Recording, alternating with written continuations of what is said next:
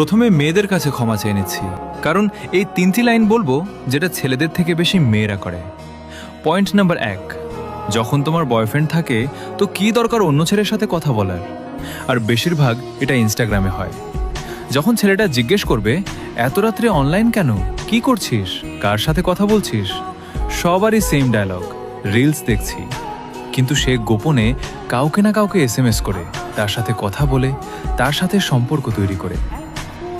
Point number 2, নিজের পুরুষের সামনে অন্য পুরুষের প্রশংসা করা কেন করো? পয়েন্ট নাম্বার 3, লেট রিপ্লাই দেওয়া, ইগনোর করা।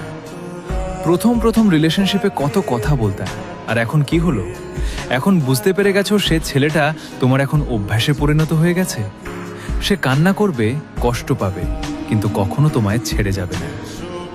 যারা এগুলো করো, প্লিজ এগুলো বন্ধ করে দাও, কারণ ওরাও কোনো এক মায়ের সন্তান।